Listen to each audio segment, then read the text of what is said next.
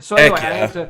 I had to look up the word molest. For those just tuning in, if you're seeing on YouTube, I was at a park with my daughter. There's a pond there. It said, "Do not feed or molest the alligators," and so I had to look up molest. Apparently, there's two definitions. All right. So the first one is the one you're probably thinking of: assault or abuse, parenthetically, a person, especially a woman or child, sexually. So assault or abuse sexually. That's what came to mind. Second, dated, pester or harass someone in an aggressive or persistent manner. So that would also qualify in a dated fashion of molestation. So don't molest alligators, ladies and gentlemen. Now you know. Yeah. Welcome, everyone, to our book study group for Monday, the 16th of May, 2022. John Lavenia here with you. And today we are on part one of, a classic, a modern classic, The Traveler's Gift by Andy Andrews. How many of you, is it your first run through this book? Yeah, Glenn, I know you read the whole thing without putting it down. Yeah, okay. Couple of us. Wow. A little bit of a major shift in gears from the psychology stuff we were into over the last month, and an awesome shift. So The Traveler's Gift. I'm going to open up just because this book really touched me, and I've had the opportunity to do a couple of events where we had Andy Andrews speaking. In fact, if I reach out to him, I know he's busy, but he's in LA, not Los Angeles, Lower Alabama. I know I always get a chuckle out of Lindsay when I say that. That's right. Right. He's in LA, and he's written other books too. He didn't do a John Lavenia and just write one and then retire or something. But no, this guy is pretty prolific, and I'm going to see if I can get in touch with him. Maybe have him do a cameo appearance. He probably doesn't remember who I am, but Andy Andrews, Traveler's Gift. I was introduced to this book when I was in a high ticket direct sales program where we had events, and we would have keynote speakers like Andy Andrews come in, and Bob Proctor and others. And we had a lot of focus on mindset and personal development. In fact, the product itself was personal development home study courses and seminars. And we would have various authors come in and give their take on all this. And so that's how I was introduced to this book. Now, as a person who doesn't read much fiction, and I don't know how many of you are into novels and whatever, I think the last novel I read that I can even remember is The Da Vinci Code by Cook, right? So that was like, whoa, man, that was heavy duty. And I hear that when you read the book first, that the movie always sucks, right? So the movie's never as good as the book. So, and I will agree with that as it relates to the Da Vinci Code, because you get the imagination going, right? You can kind of picture who the characters are and the situations they're going through. Other things, I know my daughter's reading Harry Potter books now. We've already seen the movies like 15 times. So I don't know. I'm going to ask her how are the books compared to the movies. But in this case, we can call this a novel, I suppose, but it's rich with the stuff that I do read a lot, which is personal development principles. Now I'm into the hardcover book on this one. I didn't do the Kindle one on this. I also have the audiobook on my phone, complete with professional narration and sound effects. So if you guys are going through the Audible or whatever, you'll get that as well. But the first 4 chapters of this book, which is what we're going to get into tonight.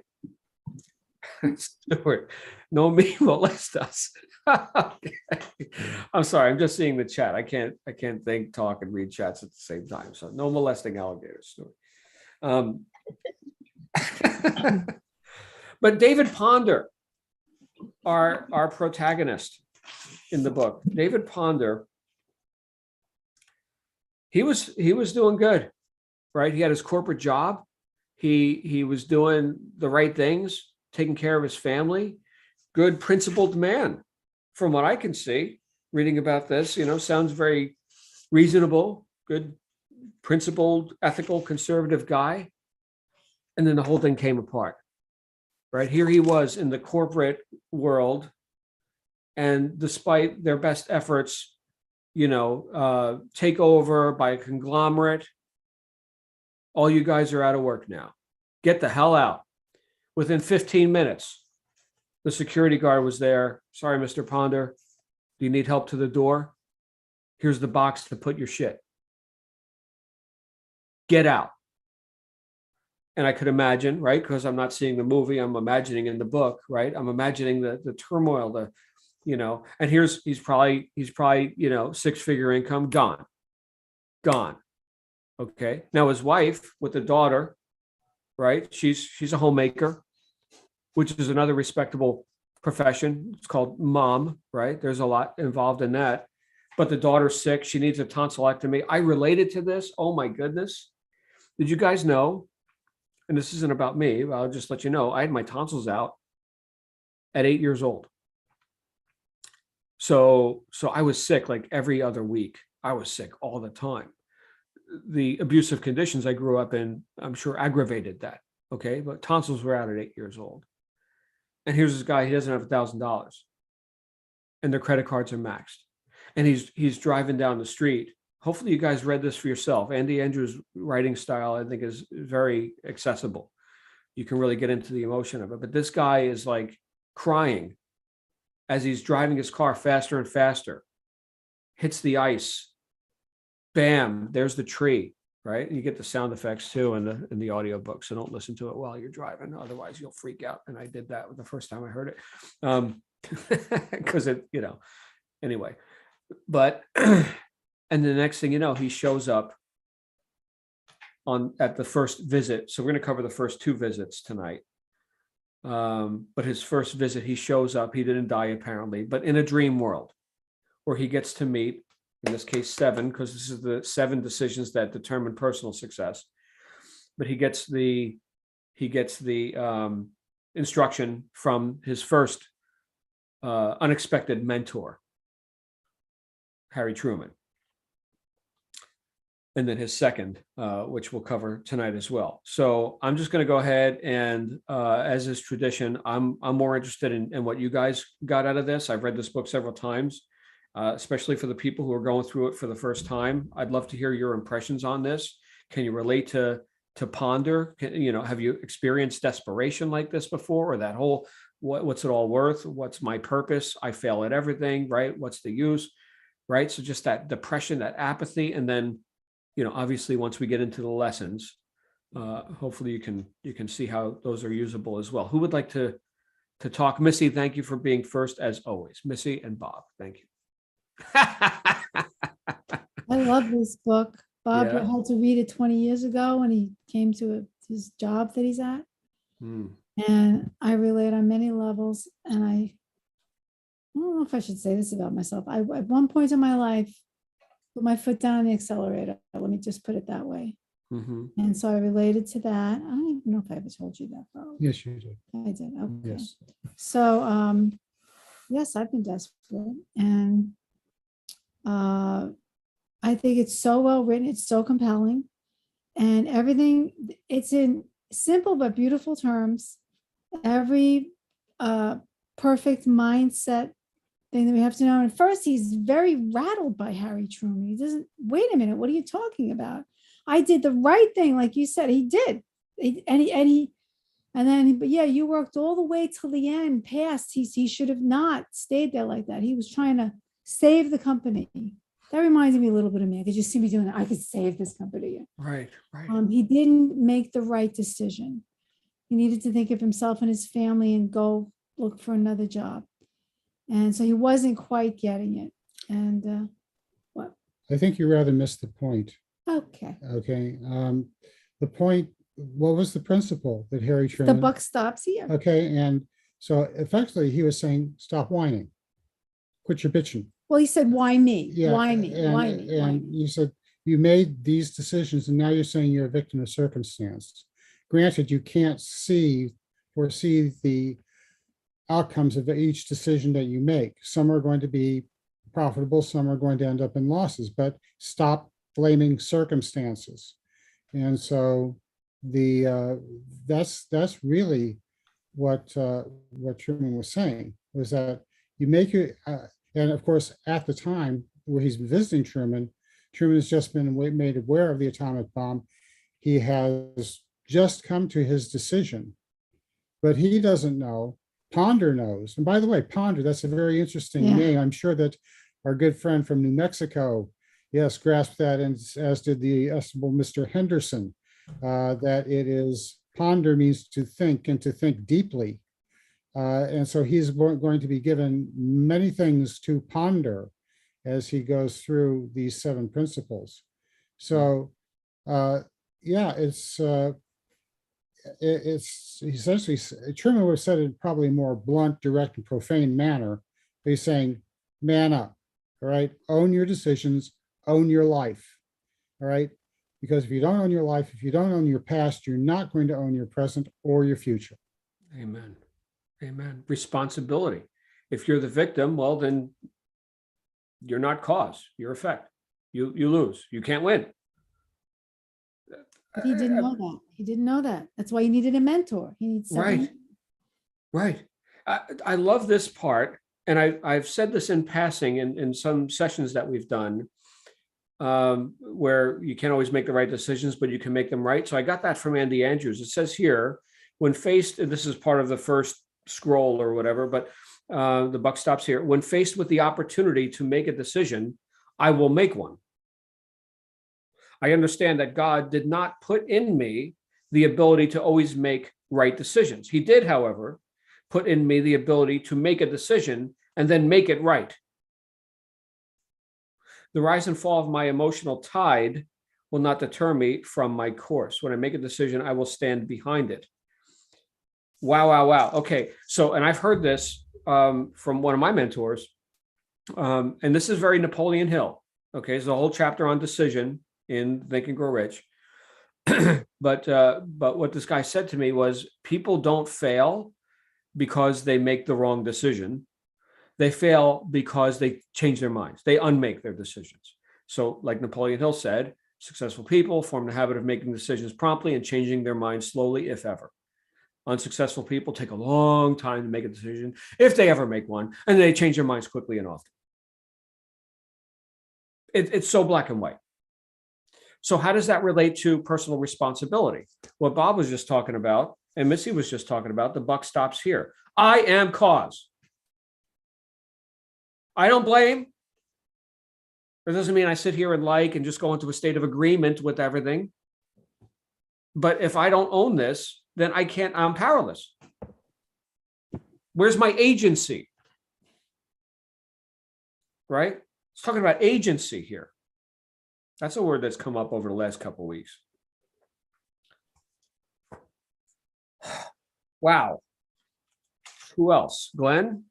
I think my mental juices are indicating that Glenn is about to molest his microphone. Come on. Oh, Lord have mercy. My microphone.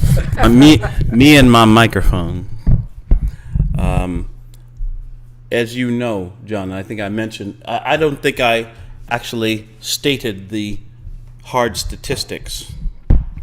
From the moment I miscalculated last week, thinking that this was the book for last Monday, I picked up this book. I got the Kindle version, and I read the whole book in approximately 3 hours. It's easy to do. Yeah. Did you want to share your screen? If you want to, you got highlights you want to share? As a matter of fact, yeah, that'd be great. Let me go ahead and share. Cool, because I didn't do the Kindle thing. Screen. There you go.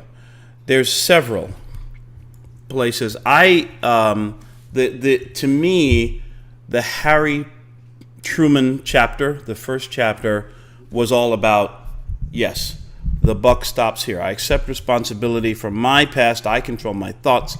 I control my emotions. I am responsible for my success, and I am responsible for my failures. Which is not to say I am a failure. There's a difference. Failure is an event. It is not a a character. It is not An a identity. career. It is not a life. It is not an identity. Failure is an event. I believe that. I've come to believe that right down to the marrow of my bones. The most successful people in the world are those who have failed more than unsuccessful people. So there's that. But really, and not even but, I went into the chapter about King Solomon, as you might imagine. Oh my gosh, and I have to turn down that call. This is a dear old friend. I'm going to call that friend back. No. It's all right. The chapter that I really preferred was the one about our friend King Solomon. And I will seek wisdom. You see the highlight that I put there. We are always and forever influenced by those with whom we associate. Jim Rohn, you and I will be the average in terms of income, in terms of a level of success, in terms of character, in terms of achievement. We will be the average of the 5 people with whom we spend the most time.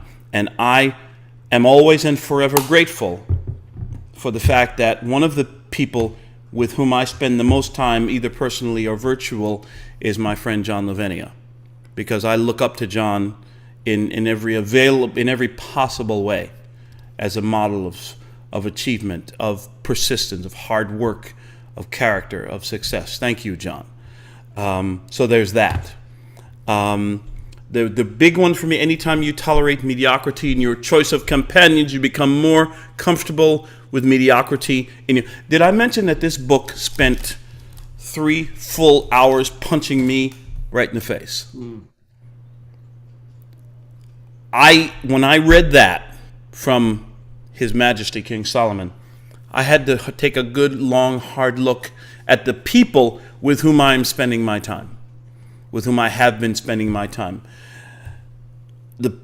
Are the people with whom I have been spending my time at a level in business and in life to which I aspire? If not, I need to spend less time with them.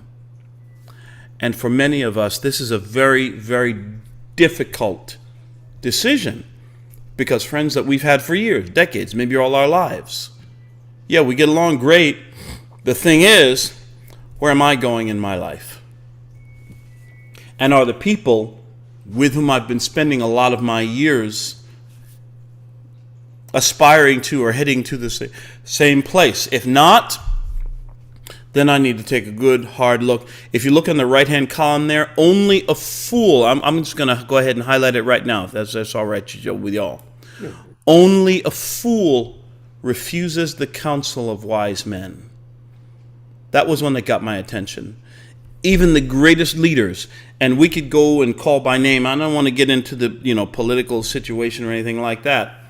But if we look at leaders throughout history, from a business standpoint, the greatest leaders are those who hire outstanding people and let those outstanding people do what they do, and allow those outstanding people to counsel and advise them on what the next move ought to be. So here is the big one. You see this highlight? Mm-hmm. This was my aha moment from the first 4 chapters. It is never, I'm just going to read it. It is never the duty of a leader to struggle for someone else. A leader must encourage others to struggle and simply assure them that the struggles are worthwhile. I cannot go through your journey with you. I can be there with you as you go through your journey. I can be a resource to you, hopefully a confidant, a counselor, an advisor, if you will allow me. But I cannot walk your path. I can walk my path alongside you and yours. And see, to me, this was certainly the key learning, the key realization from these first few chapters is that it's like raising kids, isn't it?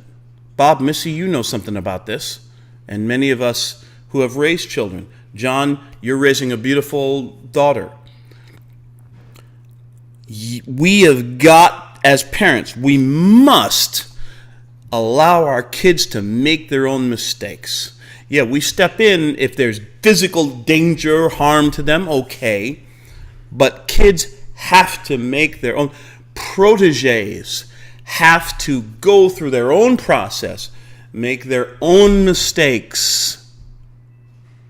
And it is not my job as a leader to help somebody else. There's more about this later on in the book, and I'm not gonna drop any spoilers.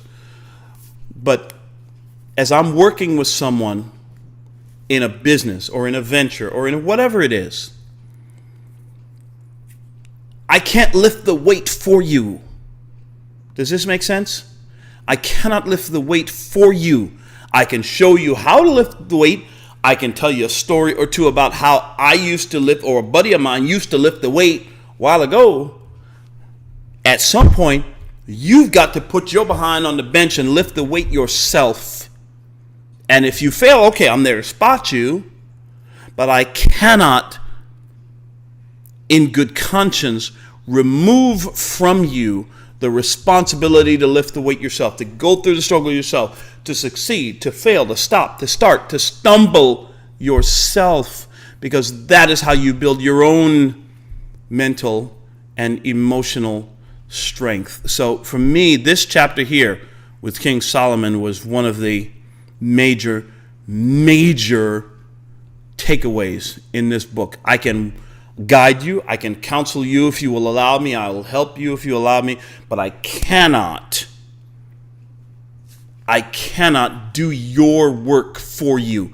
I cannot experience your failures for you. And in fact, even if I could, I would be doing you a disservice to take the failure off your hands, to take the struggle off your hands. Because you know this, John. You lift weights regularly. If somebody were to come and spot you every time, how much stronger are you getting? Right? Yeah, maybe you get a little bit, but the guy's helping you out. He's hooking you up each time. He's taking some of the work off you. Right? So you feel, okay, I lifted the weight, but did I do it myself? For me, this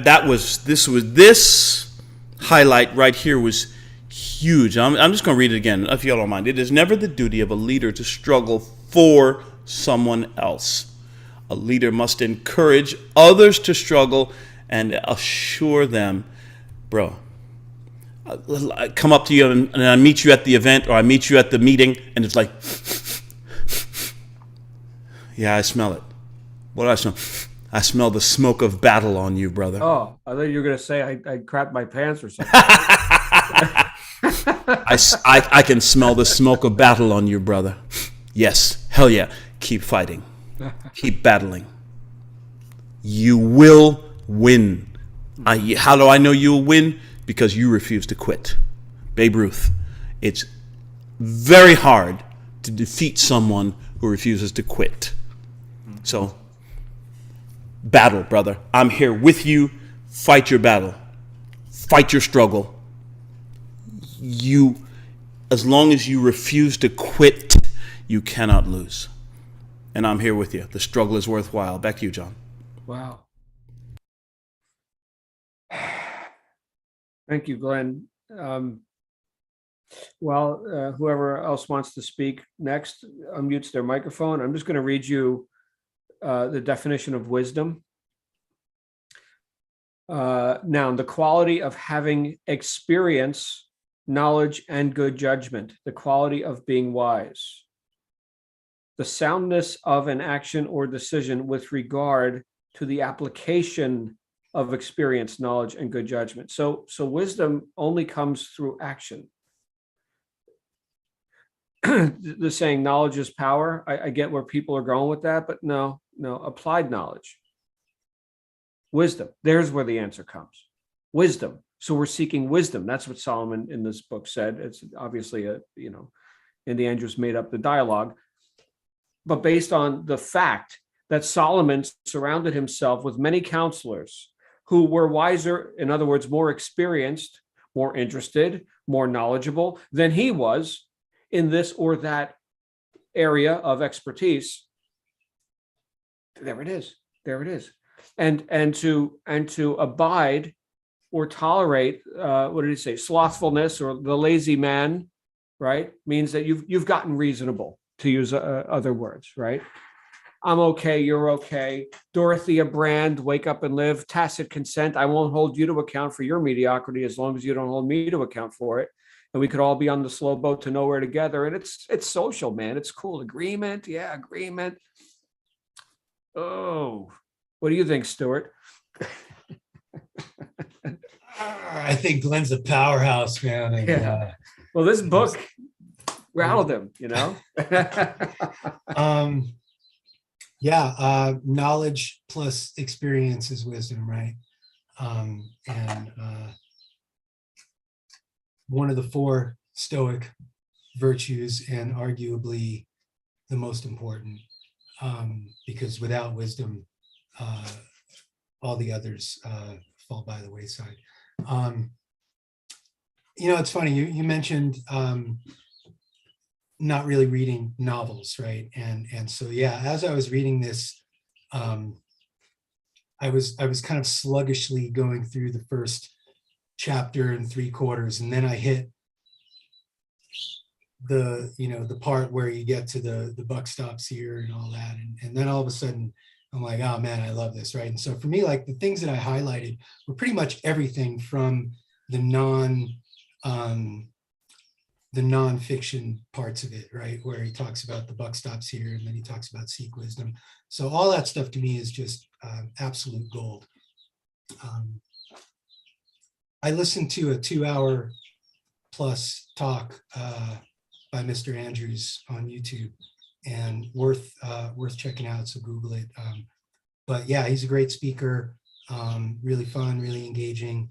And yeah, man, if you got him to do a little cameo, that would be fun. It'd be nice to say hi to that guy for sure. To me, this concept of the traveler's gift is a bit of a play on Napoleon Hill's Invisible Council, right? It's just not all at once. It's not necessarily gathering everybody at the same table. He's hopping from mentor to mentor, which I think is pretty cool. The part, and Missy, thank you for making yourself vulnerable and sharing some truth about yourself, because John, when I met you, I was feeling a little like Andy or like David, in terms of questioning my self-worth, going through an identity crisis, through injury and other things, kind of feeling like I had lost my career, lost my mojo, and how am I going to provide for my family? And we tend to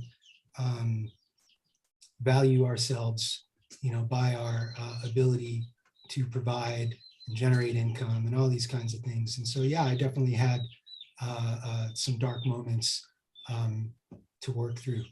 And so I totally related to David as he was going through that, minus the why me stuff, honestly. But I got where he was coming from with that. I thought it was interesting, the Truman visit, and I thought it was an interesting choice in terms of personal responsibility as the guru of or the spirit of personal responsibility that he goes to visit in terms of the buck stops here. And I know, wasn't that like his big saying? Wasn't that Truman saying the buck stops here or whatever? And yet I did a little digging, and through some historical research found that Truman really, was faced, as with this great decision to make. And his decision as was implied in the book and straight out written, was, that he really wanted to end the war. But from some of the quotes that I read from his memoirs, from the Truman Library, he talks about wanting to end Japan's ability to wage war. And so he talks specifically about not bombing like a major cultural center like Kyoto or something like that. And so literally chose Hiroshima and Nagasaki as the targets. And I would argue that there were maybe other ways to flex some muscles with our newfound technology, let's say, and maybe not have such a great impact on that population, and maybe still. Question, historically speaking, wasn't Tokyo next? Wasn't like the first two were like, here's, we're going to punch you once, punch you twice. Tokyo's next. We accept your surrender now, please. Now, Yes, right? absolutely. Okay. Unbelievable. And so, living here in New Mexico, right, when we start talking about Los Alamos and the Manhattan Project and Alamogordo, which, as you know, the place where they tested the bomb in 1945 before they dropped it in Japan, is called the Trinity Site. And you can still go visit the Trinity Site here in New Mexico in Alamogordo, and you can see it from space. It's literally this just white scar of nothing. It's pretty amazing. And then, of course, I'm reminded of the Oppenheimer quote from one of our favorite books, the Bhagavad Gita, right, where Krishna as Lord Vishnu takes on the form of the destroyer, the many-armed destroyer, right? And what's the quote? Now I am become death, the destroyer of worlds, right? So very interesting. Anyway, that's what a lot of that brought for me. But of course, as a huge proponent of personal responsibility and accountability, that first, or let's say the third chapter, really struck me. And everything was about choices, right? And Missy hit on that too. And Bob as well, that like, quit your whining, right? You're not a victim of circumstance. Everything that happened in your life is the sum total of the decisions that you've made. And you chose to stick with the company as you knew was going under. And you chose to do these things. You chose to go have the tomahawk steak or whatever he said, or, you chose to live this certain kind of lifestyle. And so where you're at now is the sum total of all your decisions. And the good news is, the bad news is you can't change the decisions that you've already made, although we've had some talks about changing the past, right? Whether it's through our friend Neville's pruning shears of revisions, or Adrian Gardner did a great talk on by changing the present, you can change the past.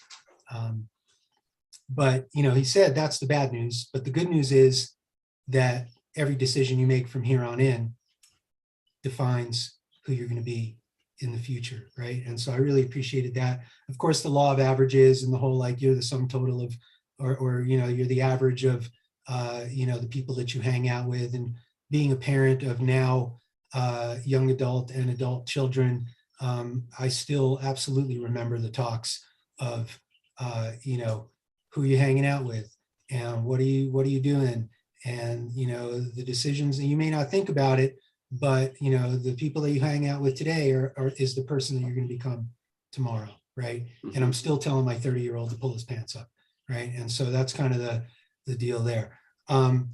So yes, personal responsibility and choices. And then the chapter on Solomon and wisdom, and Bob, you and I have been going back and forth, and I think it was maybe a couple of books ago, where maybe it was in Atomic Habits, where there was a reference to Sophia as wisdom, or maybe it was, I can't remember what the book was, but it was reference to wisdom as a she, right? And her, right? And I made special note to talk about the feminine relationship, or the feminine aspect of wisdom. And in Greek, wisdom is Sophia, right?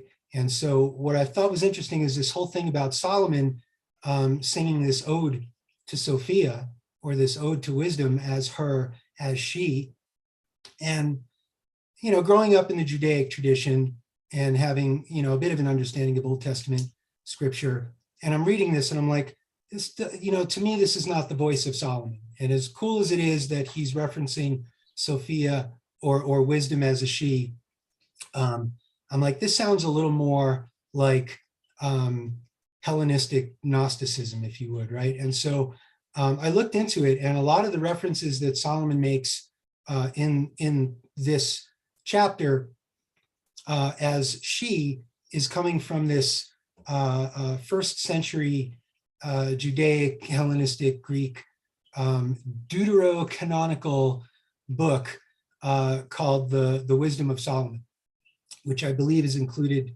in some versions of the New Testament. And it, to me, reads very much like a Gnostic treatise. And if you know a little bit about Gnosticism in the first century, you can't miss this figure, this woman named Hypatia. And she was brutally killed for her beliefs, but she was very much the embodiment of Sophia, of wisdom. And I would even argue that she might even be the author of this Wisdom of Solomon kind of thing that's being referenced in this book. Anyway, that's a train of thought that I went on. I thought it was pretty cool. But again, this concept of seeking wisdom, and he kind of pleads to King Solomon, like, tell me what to do, right? And Solomon is like, no, man, you have to cultivate and seek wisdom in yourself so that you know what to do.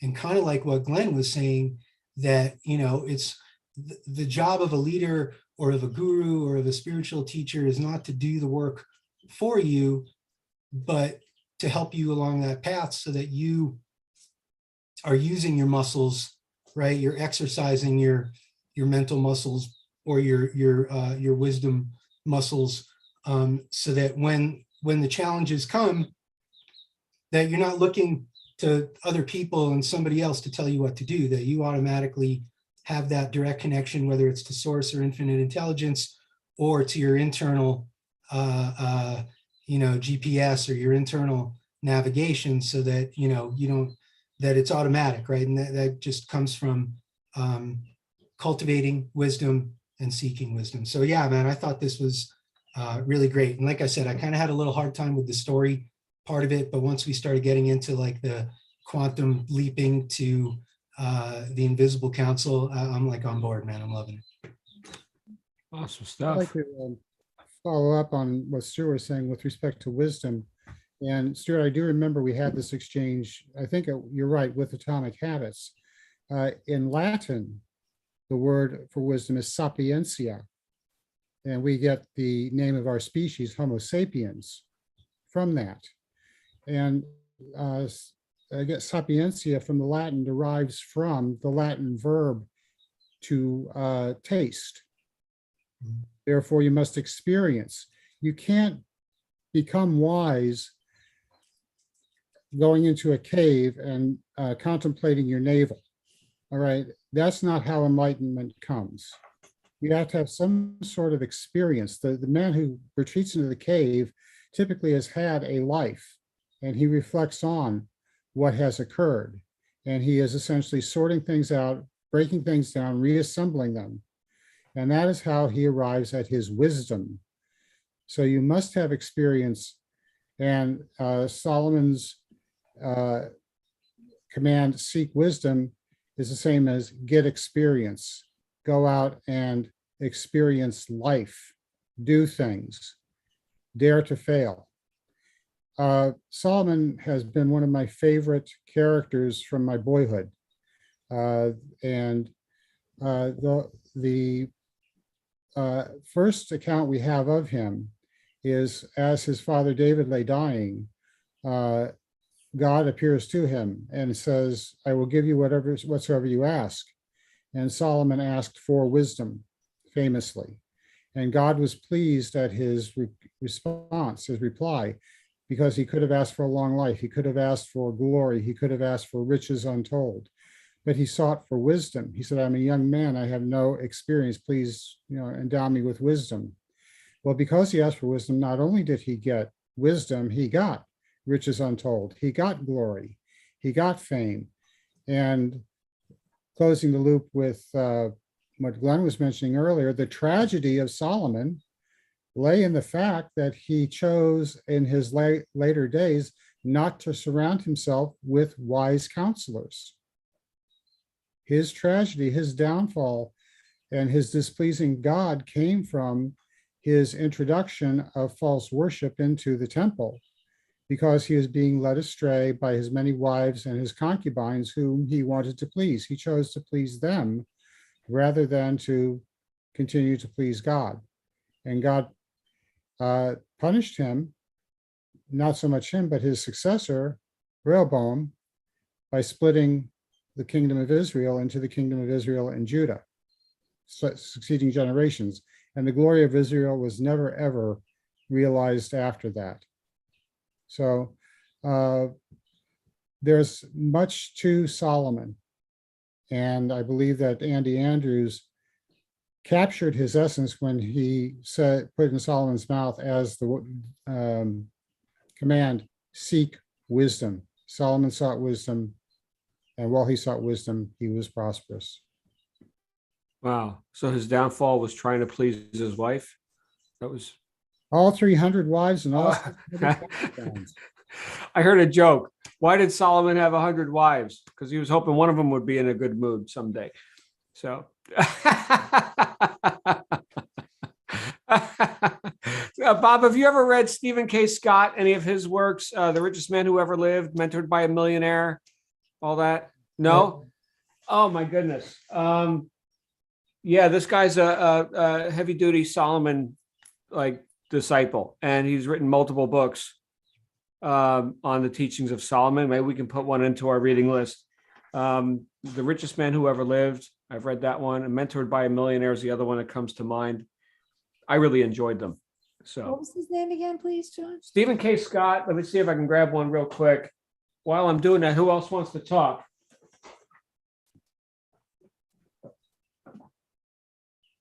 Here it is. Actually, John, yeah, there you go. Mentored by a Millionaire. I saw something else in the second decision, right? I will seek wisdom. And if I can share my screen again, I will train my eyes and ears to read and listen to books and recordings that bring about positive changes in my personal relationships and a greater understanding of my fellow man. Yes, Solomon, human man, feet of clay, as all of us, you know that saying. He was fallible, as we all are. I love this. On the right column, from this moment forward, I will choose to associate with people whose lives and lifestyles I admire. This has been an issue for me, quite frankly, because I've too often in the service of my own development, I've spent time with people who didn't have soaring goals in life, people who were not seeking to make a difference in the world, not seeking to enhance the lives of others. He who serves the most, grows the fastest. I will be a servant to others. I will listen to the counsel of wise men. I will choose my friends with care. I'm getting better at this. I'm getting better at choosing my friends. Many, and I'm not pointing a finger at anyone particularly other than this guy. To take a moment, it would do each of us a world of good to take a moment and consider, who am I spending my time with? Who am I taking advice from, counsel from? I just got back from a trip, a convention, and like a 5-day event out west of where I am, where I got to spend some serious time with people whose success I admire and whose success I seek to emulate. And I got moments with one lady in particular who who is certifiably insane and who is one of the greatest business trainers I have ever seen. And in our 5-minute conversation, she dropped some wisdom on my ass that I will use to grow my business, to bring increase into my life. And it was impressed upon me again that these are the kind of people with whom I need to be spending my time. And again, for those, I'm just putting out a general recommendation for all of us to take a moment and take inventory of not the people, we don't like say stuff about people's character or whatever, but take inventory of the level of success of the people with whom we are spending our time. And are these people with whom we are currently spending our time, are they currently experiencing the level of success, the level of personal growth and increase in their lives that we would seek to emulate? If not, then it may be time for some tough decisions, if you know what I mean. Back to you, John. Thank you, Glenn. There was a whole lot of background going on there, but we got it. It's a whole lot of background. All right. Who else? We haven't heard from Catherine or Linda or Lindsay or Virginia. Any other thoughts on the buck stops here and seek wisdom? Or on the writing style of Andy Andrews? I'll go. Hey, Virginia. Hey, I'm turning off my video because I'm lying down in bed. And trust me, you do not want to see my double chin. Okay, Oh. fine. I don't think I got as far along as you guys are. I got the Audible. They did not have the car crash sound effects. I Oh. was waiting for that, but that wasn't in there. Well, they was probably took kind it of- out because I was complaining about it, right? I was surprised at this being, a story, for lack of a better word right now, because my brain is mush, operating like I'm 4 hours asleep. But at first, I wasn't that interested in all his problems and all the stuff that was happening to him until he ended up in Harry Truman's office. That caught my attention. So where I am now, he's reading the letter, the first, I guess, decision letter. And I suppose he's supposed to catapult somewhere else, maybe, I guess, to Solomon's chamber. So I'm not as Exactly. far along in there. Okay. But I sure like the letter he was reading about taking accountability. And I love the explanation that Truman gave him of how everything was his fault. Every decision he made, starting with the college he chose, the girl he married, the town he went to, the job he accepted. Those are all his decisions that led him exactly to where he is now. And it's so true. But it wasn't a make wrong. It wasn't like it's your fault, but it is your responsibility. Yeah. You can't say it wasn't my fault. Yeah, like he was saying, it's not my fault. I did everything I was supposed to do, and I stayed to the end, and they fired me anyway. So those are all choices you made along the way. So I'm enjoying it. Thank you. I'm glad you are. I think, and this may be this first 2 chapters where he's going through, his desperation and all this. It definitely, it pierced me because as a man, and I don't know if it's strictly a man thing, probably not, right? Missy, you said here earlier that you've experienced, desperation. It's pretty natural or traditional or something built into, my DNA that I want to provide. I want to produce and, supply an opulent lifestyle for my family. Right. So in that sense, maybe some of us didn't hook up with that. Maybe it's a male-female thing. I don't know, but it definitely connected for me, having been through some real rough stuff and seeing other people go through it as well. And again, not just men, but Missy and Bob, you got your hand up. I just wanted to go back to the being coachable. This man at first, of course, he's in an accident. when you find yourself sitting with Harry Truman, you know there's something going on. But he was not coachable at first. He could not, and you often say that. And there's a video I watched of Bob Proctor talking about when he first came to Earl Nightingale, and he couldn't, Earl Nightingale finally said to him, but gently, well, what you're doing has not been working. So why don't you listen to me and do what I tell you? So by the time he gets to Solomon, he's into it. He's seeing, oh, I'm supposed to be here. Now he's starting to get it a little better than he got it with Harry Truman. But what is it about us not wanting to be coachable? I mean, you have also said often, you haven't learned, what do you say all the time?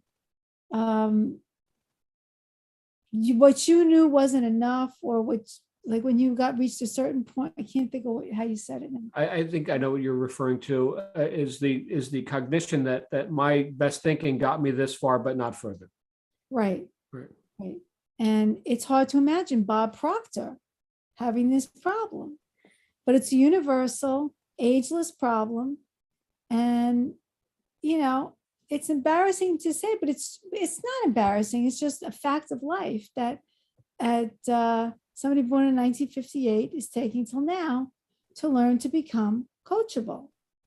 But that's okay, because I learned it. It doesn't matter what the hell the age is. It has no effect on the spirit inside of me. My spirit has no age. So that's just the number of calendars I went through. And when your back is up against the wall, you, like this guy, you learn to become coachable very fast. Mm-hmm. And he's picking it up. So it really is very striking for me, because I feel like this guy. And I would have asked Harry Truman some other questions, but that's right. Yeah, I get it.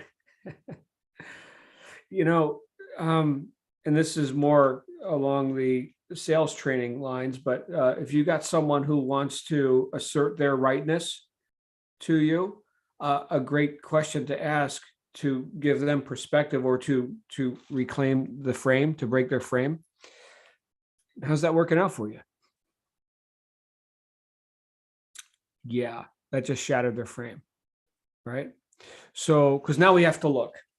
All right, all the BS, that's nice, okay, but I've never learned anything by being right. So, coachability. And I'll tell you what, Missy and everyone, I'm still learning it. I heard, and this is going back to 12-step fellowships, where I got my start in personal development. There was a saying, just when you think you got it, you just lost it. Never arrive.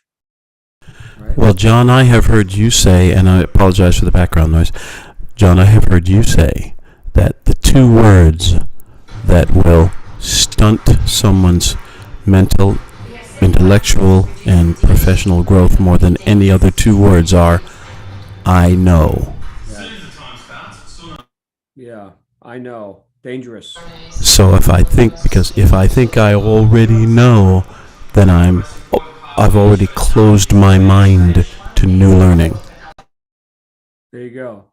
Now, that doesn't mean you never actually achieve wisdom, right? So Solomon said, seek wisdom.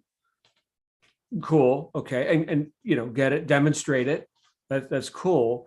But, maintain the mind of the student, Socratic, I know nothing but the fact of my ignorance. I know Lindsay loves that quote, right? So there you go. Right. And as Bob reminded us, Solomon's fall was when he thought he arrived, when he stopped seeking counsel.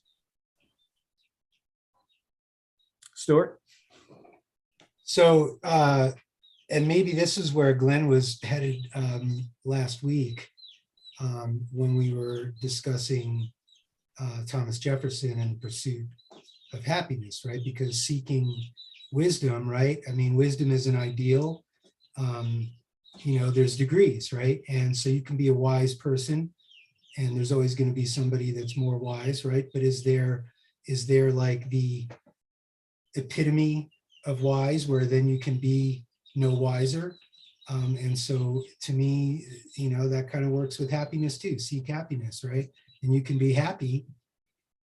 You can maybe be happier, right? But is there this epitome of where you can be no happier, right? So when this all kind of came to me, just seeking wisdom is a pursuit. It is not, I have arrived at the wisdom station, and therefore I have no further personal development work to do. Good stuff, you guys. Let's see, what chapters are we reading next? So obviously 5 through 5, 6, 7. Chapters 5, 6, 7, which will bring us to page 111, at least in my printed version here.